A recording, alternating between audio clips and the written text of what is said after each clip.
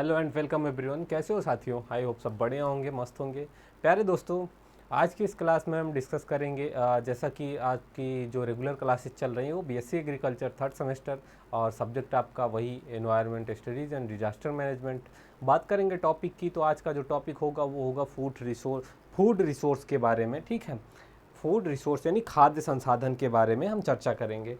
तो आपका जो environment studies and disaster management आप सब्जेक्ट है, उसमें हम लोग धीरे धीरे कई टॉपिक कवर कर चुके हैं। तो आप अपने टॉपिक को देखते हुए और रिवीजन करते हुए आगे बढ़िएगा। और उसके बाद जो है, क्योंकि जो भी टॉपिक डिस्कस कर रहे हैं वो एग्ज़ाम के पर्पज़ से काफ़ी इम्पॉर्टेंट है और सेल्फ इम्प्रूवमेंट जो है वो भी होनी चाहिए। तो जो टॉपिक्स पर हम चर्चाएँ कर रहे हैं, जो हमारी कक्षाएँ चल रही हैं इस टाइम, जिस जिस टॉपिक पर, वो टॉपिक जो है जानकारी के लिए भी काफ़ी जो है महत्वपूर्ण है। उससे हमें जो है अपने इन्वायरमेंट के बारे में और आपदाओं के बारे में और रिसोर्स के बारे में, खनिज के बारे में, फूड के बारे में, इन सब के बारे में जो है प्रॉपर जो है हमें जानकारी मिलती रहेगी। तो आइए शुरू करते हैं आज की अपनी क्लास को। और हमारा जो टॉपिक है वो है खाद्य रिसोर्स, खाद्य संसाधन। क्या है साथियों? फूड रिसोर्स का मतलब होता है आपका खाद्य संसाधन। ठीक है, खाद्य संसाधन, खाद्य संसाधन, खाद्य संसाधन। ठीक है, आज का ये टॉपिक है जिस पे हम डिस्कस करेंगे। ठीक है, खाद्य संसाधन क्या है, इसका मतलब पहले यहाँ पे समझने का प्रयास करते हैं। तो खाद्य संसाधन जो है ऐसे स्रोत होते हैं जिन स्रोतों में हमें भोजन यानी खाद्य पदार्थ प्राप्त होते हैं। ठीक है, उन्हें खाद्य संसाधन कहते हैं। किसे खाद्य संसाधन किसे कहते हैं साथियों?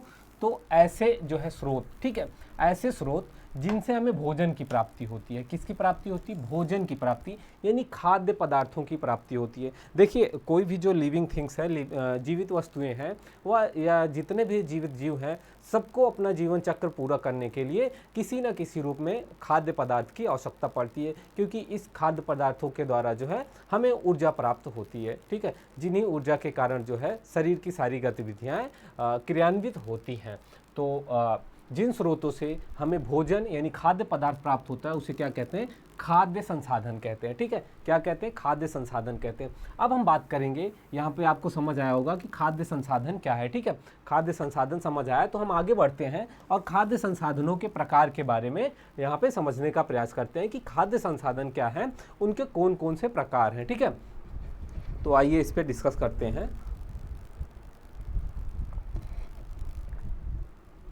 खाद्य संसाधन के दो प्रकार होते हैं। कितने प्रकार हैं साथियों? दो। ठीक है, two types of food resource. ठीक है, अब उसमें पहला क्या है? तो वनस्पतिक स्रोत। ठीक है, क्या है? वनस्पतिक स्रोत या फिर अनाज, दालें, सब्जियां, फल, खाद्य तेल, मसाले वनस्पति स्रोत से प्राप्त जो है खाद्य पदार्थ हैं। दूसरा है जंतु स्रोत। ठीक, पहला जो है, देखिए, इनको दो प्रकार में बांटा गया है। फिर से समझने का प्रयास करते हैं। खाद्य संसाधन जो है इसको दो प्रकार में बांटा गया है। ठीक है, दो प्रकार में बांटा गया है। पहला प्रकार है वनस्पतिक स्रोत। ठीक है, ये वनस्पतिक स्रोत क्या है? तो वनस्पतिक स्रोत का मतलब है कि अनाज, खाद्य, सब्जियां, फल, तेल, मसाले आदि जो भी वनस्पतियों से प्राप्त होते हैं, प्राप्त पदार्थ होते हैं, वो खाद्य पदार्थ, वनस्पतिक खाद्य पदार्थ हैं।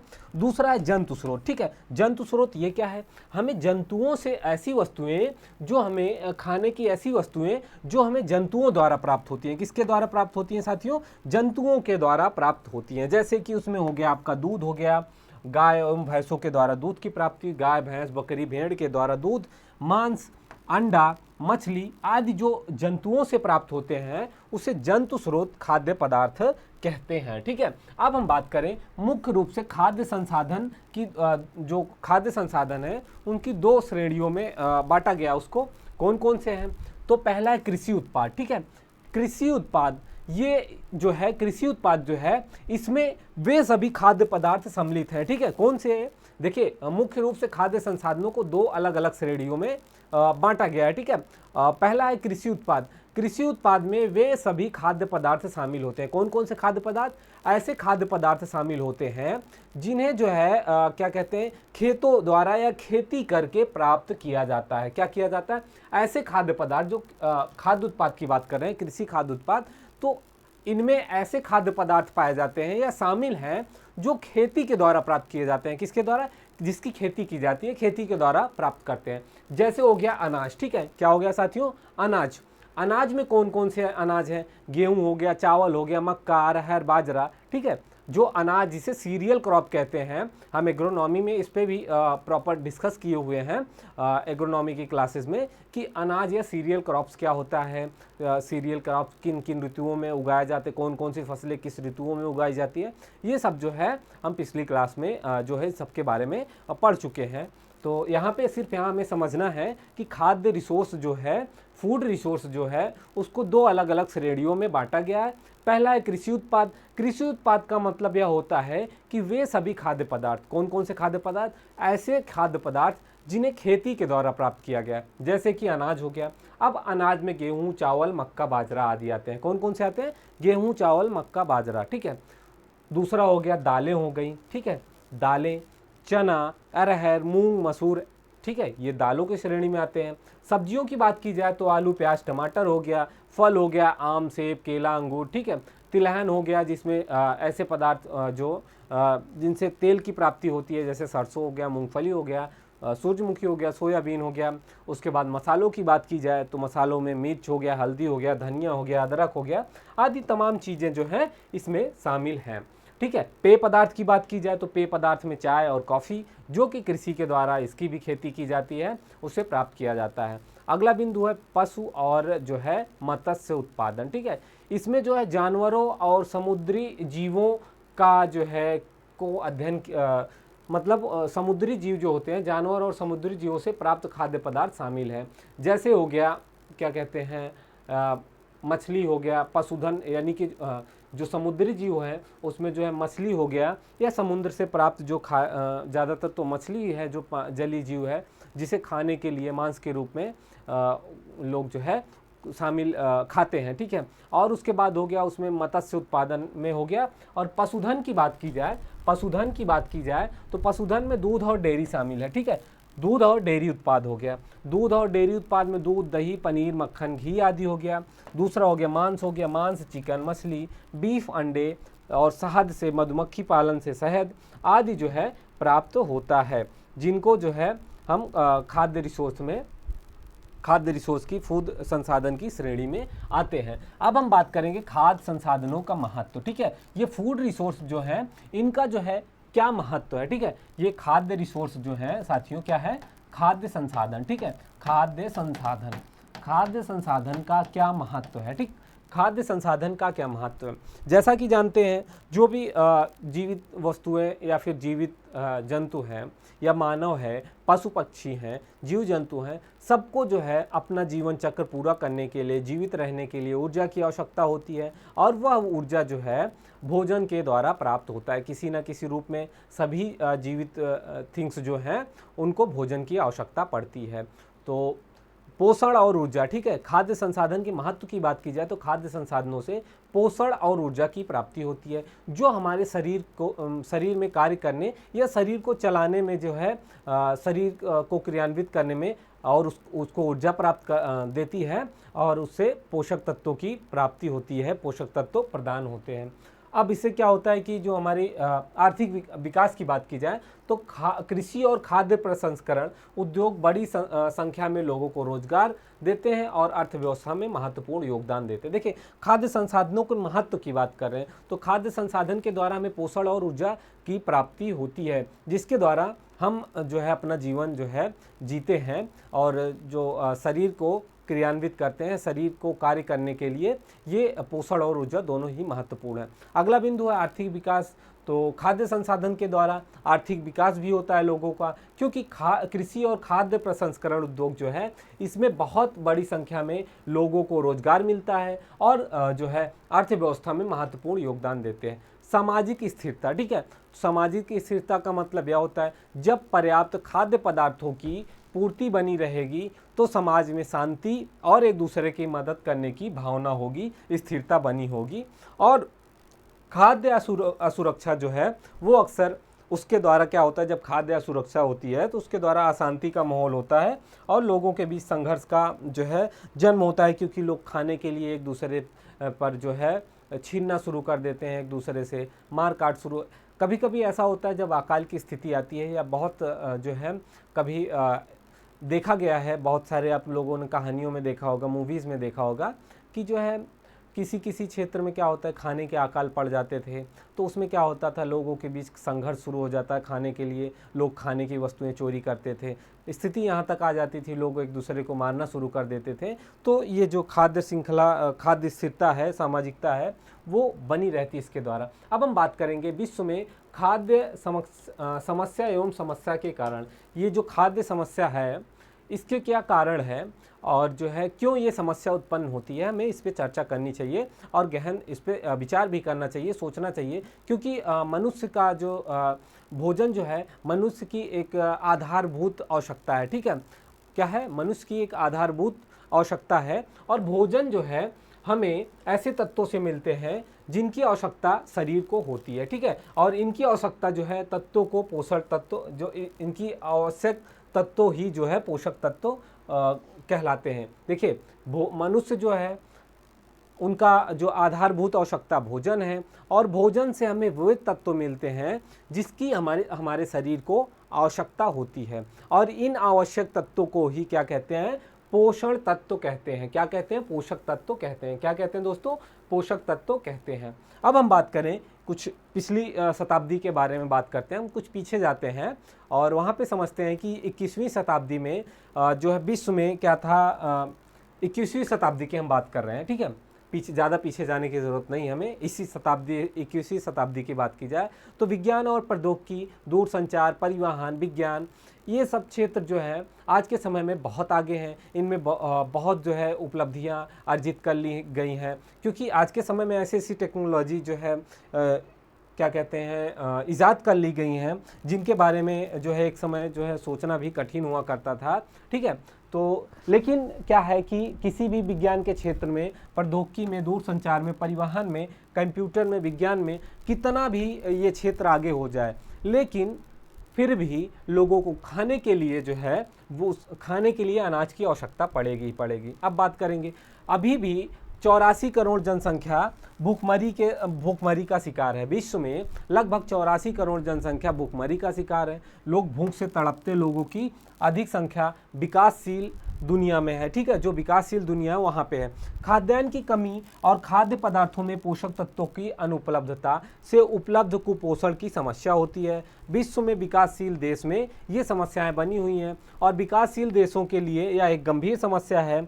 इसके अंतर्गत लगभग 130 से 140 देश शामिल है जहाँ पे भूखमरी अभी भी है। क्या है, भूखमरी अभी भी है। ठीक है, भूखमरी का शिकार है लोग, भूखमरी का शिकार है। लगभग 130 से 40 देशों में ये हाल है। विश्व के विकासशील देशों में विश्व की लगभग 71% जनसंख्या, 71.1% जनसंख्या निवास करती है। कौन से देश में, विकासशील देश में। ठीक है, और इनमें से 50% जनसंख्या कुपोषण से ग्रसित है, यानी कुपोषण की समस्या से ग्रसित है। अब सोचने वाली बात है यहाँ पे साथियों कि लगभग ऐसे देश हैं जो विकासशील देश हैं, वहाँ पे विश्व की लगभग 71% के आसपास की जो जनसंख्या है वो निवास करती है, लेकिन फिर भी इन देशों में लगभग 50% जनसंख्या कुपोषण का शिकार है, कुपोषण की समस्या से ग्रसित है, क्योंकि 50% जनसंख्या को उनको पर्याप्त मात्रा में जितनी मात्रा में भोजन की आवश्यकता होनी चाहिए उसकी उपलब्धता नहीं है। कृषि उत्पादों में महत्वपूर्ण वृद्धि होने के बावजूद 1 अरब से अधिक लोग, यानी कि प्रत्येक 6 व्यक्तियों में एक व्यक्ति अति भूखा तथा कुपोषण से ग्रसित है। देखिए कितनी गंभीर बात है कि 50% जनसंख्या कुपोषण से शिकार है, उसमें भी इतनी अधिक जो है कृषि में वृद्धि होने के कारण, अब उसका जो कुपोषण या फिर सब भूखमरी का एक कारण ये भी है कि आवश्यकता से अधिक जो जनसंख्या वृद्धि हो रही है। जनसंख्या वृद्धि के कारण लोगों को इंफ्रास्ट्रक्चर, रोड, बिल्डिंग, मकान, जो कृषि योग्य खेत थे उन पर ये सब बनाए जा रहे हैं, जिनके कारण खेती का जो दायरा है वो कम हो रहा है।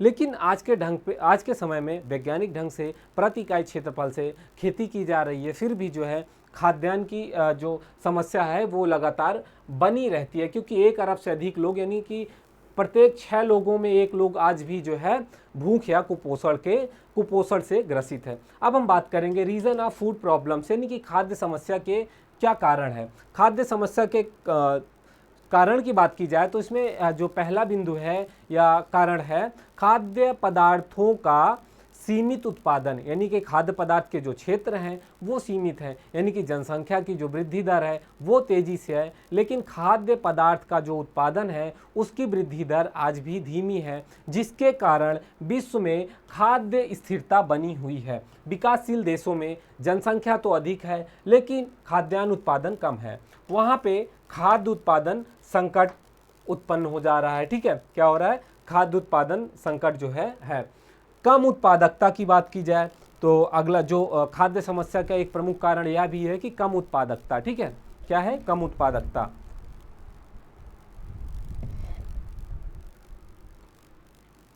कम उत्पादकता का मतलब यह है, ये भी विकासशील देशों की बात, विकसित देशों की बात की जाए तो खाद्यान्न उत्पादन की अधिकता, लेकिन विकासशीलों में अधिक, विकासशील जो देश हैं वहाँ पे अधिक। ठीक है, इसी क्षेत्र में खाद्यान्न संकट की स्थिति है। विकासशील देशों में टेरोक्सा, चूना पत्थर मृदा, जलोढ़ मृदा, काली मृदा सभी उपजाऊ हैं, लेकिन कृषि की तकनीकी उस हिसाब से नहीं उपलब्ध है, जिसके कारण खाद्यान्न की उत्पादकता क्या है, कम है, क्योंकि जनसंख्या तो तेजी से बढ़ रही है। ठीक है, जनसंख्या, ठीक,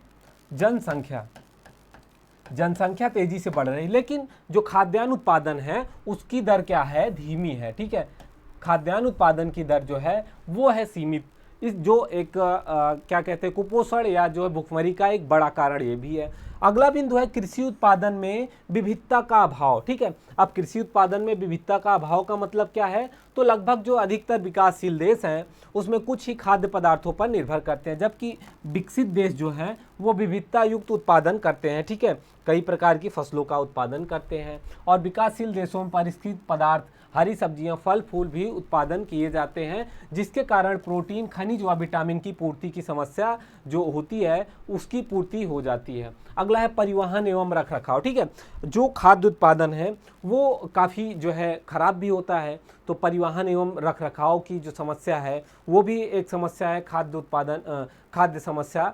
ठीक है, तो जो है FOA जो फूड और है, FOA है, ये खाद्य एवं कृषि संगठन जो है, इसमें क्या है, इसके अनुसार लगभग 10% उसके जो डाटा है, ठीक है, क्या है, खाद्य एवं कृषि संगठन जो है उसके द्वारा 10% खाद्य पदार्थों की बर्बादी जो है परिवहन एवं रखरखाव के कारण होती है, जो सही से न होने के कारण 10% फसल की बर्बादी या खाद्य पदार्थ की बर्बादी होती है। विकासशील देशों में परिवहन की सुविधाओं का अभाव है, साथ ही साथ उनके भंडारण एवं शीतगृह का भी निर्माण नहीं हुआ, जिससे हजारों टन खाद्यान्न की बर्बादी हो जाती है, वो सड़ जाते हैं, नष्ट हो जाते हैं। अगला बिंदु है जनसंख्या दबाव एवं जनसंख्या वृद्धि।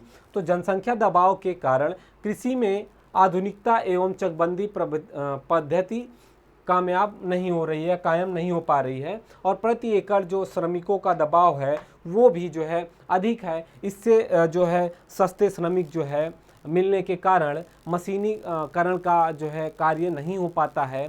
क्योंकि अगर भारत की बात की जाए तो यहाँ पे जो है कृषि जो जोत है, जो किसानों का खेत का जो दायरा होता है वो कम है। ठीक है, तो जिसके कारण मशीनीकरण भी नहीं हो पाता है या मशीनों का उपयोग नहीं हो पाता है, छोटे जोत के किसान होने के कारण, और साथ ही साथ श्रमिक भी सस्ते उपलब्ध होने के कारण मशीनीकरण या फिर मशीनों का यूज़ नहीं किया जाता है। इसका जो है, इसके कारण उत्पादन में वृद्धि नहीं हो पाती है, और बढ़ती हुई जनसंख्या के कारण कृषि उत्पादन में वृद्धि के बावजूद भी प्रति व्यक्ति जो उपलब्धता है उसमें वृद्धि नहीं हो पाती है। अब हम बात करें कृषि एवं अतिचरण के कारण खाद्य संसाधनों में परिवर्तन। ठीक है, कृषि एवं अतिचरण, यहाँ पे अतिचरण का मतलब समझेंगे। अतिचरण का मतलब ये होता है पशुओं द्वारा जो चारागाह होते हैं उसके चराई के लिए जो समस्याएं, उसको अतिचरण, अधिक चराई के कारण जो समस्याएं उत्पन्न हो रही हैं, खाद्य संसाधन में परिवर्तन हो रहे हैं। क्यों हो रहे हैं, तो खाद्य संसाधनों का उत्पादन बढ़ाने के लिए कृषि पद्धति और पशुओं का अतिचरण दोनों ही हमारे पर्यावरण एवं दीर्घकालिक खाद्य सुरक्षा पर गहरा प्रभाव डाल रहे हैं। ठीक है, ओवर ग्रेजिंग, ठीक है, अधिक पशुचरण, ठीक है, जो चारागाह हैं, पशुगाह हैं, चारागाह हैं वहाँ पे जो है अधिक चरण पशुओं के द्वारा होने के कारण क्या हो रहा है, उसका इन्वायरमेंट पे और साथ ही साथ खाद्य श्रृंखला पर भी प्रभाव पड़ रहा है। ठीक है, और इन गतिविधियों से भूमि, जल एवं जैव विविधता में महत्वपूर्ण परिवर्तन आ रहे हैं। अब कौन कौन से परिवर्तन आ रहे हैं, तो कृषि के कारण होने वाले परिवर्तन, कृषि इसमें जो है अतिचरण या कृषि के कारण, तो कृषि के कारण जो है क्या परिवर्तन हो रहे हैं, आधुनिक एवं पारंपरिक कृषि पद्धति के कारण भूमि का उपयोग और प्राकृतिक परिस्थिति तंत्रों में कई तरह के बदलाव देखे गए। ठीक है, कौन कौन से बदलाव देखिए, अधिक क्या है, एक तो आधुनिक या फिर पारंपरिक कृषि पद्धति जो है उसके उपयोग के कारण क्या हो रहा है, भूमि के उपयोग और प्राकृतिक परिस्थिति तंत्रों में कई तरह के बदलाव आ रहे हैं, जैसे कि वनों की कटाई। ठीक है, वनों की कटाई के द्वारा क्या हो रहा है, उसका प्रभाव जो है हमारे पारिस्थितिक तंत्र और साथ ही साथ जो है प्राकृतिक परिस्थिति तंत्र, कृषि आधुनिकता और जो है पारंपरिक कृषि के द्वारा इसका क्या प्रभाव पड़ रहा है। तो वनों की कटाई यानी कि प्राकृतिक आवासों का विनाश, वनों की कटाई तेजी से हो रही है। ठीक है, खाद्य उत्पादन के लिए भूमि का विस्तार या फिर बढ़ती हुई आबादी के लिए जो है अधिक भोजन के साथ साथ उनकी सड़क, रेल मार्ग आदि की जो आवश्यकताएं हैं उसको यानी कि जो संसाधन है उसकी आवश्यकताओं के लिए जो है क्या करना पड़ रहा है, वनों की कटाई तेजी से होती जा रही है। ठीक है, जिससे जो है और कृषि का क्षेत्र भी, क्योंकि जनसंख्या बढ़ रही है तो कृषि का क्षेत्र भी बढ़ाने की आवश्यकता पड़ रही है, इससे जो है वनों की कटाई बड़े पैमाने पे हो रही है। ठीक है, जिससे जंगल काटकर कृषि योग्य भूमि बनाई जा रही है, जिससे क्या हो रहा है, प्राकृतिक आवास एवं जो है क्या कहते हैं हमारे प्राकृतिक पर्यावरण दोनों पर गहरा प्रभाव पड़ रहा है। ठीक है, जैव विविधता का नुकसान। ठीक है, तो प्राकृतिक जंगलों और घास के मैदानों को खेतों में बदलने से अनगिनत पौधों एवं जानवरों की प्रजाति, प्राकृतिक आवास नष्ट हो जा रहे हैं, जिससे जैव विविधता में कमी आ रही। हम भी उसी पे बात कर रहे थे कि जब जंगलों के अंधाधुंध कटाई हो रही है, जिसके कारण क्या हो रहा है, जंगलों में निवास करने वाले जो पशु पक्षी हैं उनकी कई प्रजातियां विलुप्त हो चुकी हैं और कई जो है विलुप्त होने के कगार पे हैं, क्योंकि आज के समय जितनी तेज से औद्योगिकीकरण हो रहा है उसमें वनों की कटाई, साथ साथ जो क्या कहते हैं फैक्ट्रियों से निकलने वाले धुएं और कई तरीके की जो है हानिकारक गैसें जो हैं, जहरीली गैसें, जिसका जो हमारे वातावरण पे बहुत गहरा जो है प्रभाव पड़ रहा है, जिसके कारण कई प्रकार की जातियां जो हैं विलुप्त होती जा रही हैं, प्रजातियां। पारिस्थितिक संतुलन में गड़बड़ी, वनों की कटाई से क्या है, मिट्टी का कटाव बढ़ रहा है, जल चक्र प्रभावित हो रहा है और स्थानीय जलवायु का पैटर्न भी बदल रहा है। जब वनों की कटाई हो रही है अंधाधुंध, उससे क्या हो रहा है कि जो जल चक्र है यानी पानी, जो बारिश का मौसम होता है उसमें परिवर्तन हो रहा है, कभी कभी बहुत अधिक पानी की बारिश हो रही है, कभी कभी ऐसी स्थिति आ रही है कि सूखा पड़ जा रहा है। उसका एक प्रमुख कारण यह है कि वनों की कटाई। ठीक है, जिससे जो है जल चक्र में परिवर्तन, साथ ही साथ उस क्षेत्र की जो जलवायु है उसमें भी परिवर्तन देखने को मिल रहा है। अगला है मृदा निमीकरण। ठीक है, ये मृदा निमीकरण क्या है, तो मृदा निमीकरण में सॉयल अपरदन या सॉयल इरोजन है, गहन जुताई और जो है बार बार जुताई, मोनोकल्चर या फिर अवशेषों को हटाना, मिट्टी की उपजाऊ परत को क्या करना, हवा एवं पानी द्वारा आसानी से बह जाना, इससे क्या है मिट्टी की उर्वरता कम हो रही है और मृदा अपरदन हो रहा है। पोषक तत्वों की कमी, लगातार फसलों को उगाने से मिट्टी के पोषक तत्व समाप्त हो जा रहे हैं। रासायनिक उर्वरकों का प्रयोग, इसे कुछ हद तक पूरा किया जा रहा है रासायनिक उर्वरकों द्वारा, लेकिन वो जो है हमारी मिट्टी वे मिट्टी के प्राकृतिक संतुलन को बिगाड़ रहे हैं। ठीक है, और क्योंकि आवश्यकता से अधिक जो है रसायनों का उपयोग भी मिट्टी की और साथ ही साथ प्राकृतिक जो संतुलन है, पर्यावरण है, उसको भी प्रभावित कर रहे हैं। संरचना का नुकसान, भारी मशीन और रसायनों का उपयोग से मिट्टी की प्राकृतिक की संरचना जो है वो क्या हो रही, बिगड़ रही है, जिससे मिट्टी की जल धारण क्षमता और वायु संचार कम हो रहा है। जल संसाधनों पर प्रभाव, इसका जल संसाधनों का क्या प्रभाव पड़ रहा है, तो भू स्तर में गिरावट, सिंचाई के लिए भूजल अत्यधिक मात्रा में टेबलों के द्वारा जो है पानी का दोहन किया जा रहा है, जिससे लगातार जल संकट बढ़ता जा रहा है। ठीक है, प्रदूषण की बात की जाए तो रासायनिक उर्वरकों, कीटनाशकों एवं खरपतवारों का खेतों से बहकर नदियों, झील, भूजलों में मिलना जल प्रदूषण का एक बड़ा कारण है। साथ ही साथ फैक्ट्रियों से निकलने वाले गंदे दूषित पानी का जो है नदियों में छोड़ना, जिससे जलीय जीवन को नुकसान या फिर जलीय जीवन की जो प्रजातियां हैं वो खतरे में आ जा रही। जल भराव यानी वाटर लॉगिंग या लवणता, खराब जल निकासी वाली मिट्टी में अधिक समय तक पानी सिंचाई या फिर पानी या फिर जल भराव हो जिसके कारण पौधों की जड़ों में ऑक्सीजन नहीं मिल पाता है, और वाष्पीकरण के कारण पानी में घुले नमक पृथ्वी की सतह पर यानी मिट्टी की सतह पर रह जाते हैं, जिससे लवणता बढ़ जाती है और मिट्टी जो है अनुपजाऊ होती जा रही है। अतिचरण के कारण होने वाले परिवर्तन, ठीक है, हमने अभी कृषि के कारण पढ़ा, अभी अतिचरण के बारे में बात करें तो अधिक चराई के कारण क्या प्रभाव पड़ रहा है जो है खाद्य उत्पादन में, ठीक है। तो अतिचरण तब होता है जब पशु गाय भैंसे किसी चारागाह में इतनी देर तक चरे कि वनस्पतियों को ठीक होने का समय ही ना मिले। लगातार जो है पशुओं द्वारा उस क्षेत्र की चराई की जा रही हो चारागाह से, इससे जो है नई वनस्पति उगने का टाइम ही ना मिले। इससे होने वाले परिवर्तन इस प्रकार हैं, जैसे प्राकृतिक नुकसान, ठीक है। क्या है प्राकृतिक नुकसान? वो है क्या है, मिट्टी का सीधा संपर्क। अधिक चराई से क्या हो रहा है, घास एवं अन्य वनस्पतियाँ इतनी कम हो जाती हैं कि मिट्टी से सीधे धूप और हवा के संपर्क में आ जाती हैं, जिससे क्या होता है वो या तो सूख जाती हैं या तो आसानी से कट जाती हैं। प्रजातियों में बदलाव, चराई प्रतिरोधी या कम पसंदीदा पौधे प्रजातियों का वर्चस्व हो जाता है, जिसके कारण चारागाह की उत्पादकता भी कम हो जाती है। मृदा अपरदन और मरुस्थलीकरण, ये कैसे है, तो मृदा में कटाव, ठीक है, कटाव में वृद्धि, यानी कि जब अति चराई होगी तो उससे क्या होगा, कटाव होगा, मृदा कटाव भी होगा, क्योंकि बारिश के द्वारा जब वहाँ पे उगने वाली घासें उस क्षेत्र की कम हो जाती हैं तो बारिश के पानी से या पानी या मिट्टी के हवा के द्वारा क्या होता है, मृदा कटाव शुरू हो जाता है, जिससे क्या है जानवरों के खुरों से मिट्टी ढीली हो जाती है और जिससे जो है अधिक संवेदनशील हो जाता है, बारिश के साथ जो मिट्टी है वो निचले क्षेत्रों में बह जाती है। मरुस्थलीकरण, ठीक है, डिजर्टिफिकेशन, ये क्या है, शुष्क और अर्ध शुष्क क्षेत्रों में लगातार, ठीक है, शुष्क और अर्ध शुष्क क्षेत्रों में लगातार अतिचरण से भूमि अपनी उत्पादकता खो दे रही, ठीक है। ऐसे क्षेत्र जहां जो शुष्क या फिर अर्ध शुष्क क्षेत्र हैं, उन क्षेत्रों की जो मिट्टी है वो लगातार क्या हो रही है, उत्पादकता वहां पे खोती जा रही है और मरुस्थल में बदलता जा रहा है वो क्षेत्र, वहां पर कृषि या चराई के लिए अनुपयोगी होता जा रहा है। जल चक्र में गड़बड़ी, ठीक है, अब इसका एक कारण यह भी है जल चक्र। देखिए जल चक्र, कम पानी का अंतर्गमन, ठीक है, वनस्पतियों की कमी से क्या हो रहा है, पानी जो है क्या कहते हैं, वर्षा का पानी सीधे बह जा रहा है, ठीक है, जिससे भूजल क्या कहते हैं पुनर्भरण नहीं हो पा रहा है, रिचार्ज नहीं हो पा रहा है, क्योंकि जब वनस्पतियाँ होती हैं तो वहाँ पे जल रुकता है। ऐसे में क्या है, लगातार जल जो है बहते हुए चला जाता है, ज़मीन पे कहीं दिखता नहीं, जिससे क्या हो रहा है, भूजल या रिचार्ज कम हो रहा है।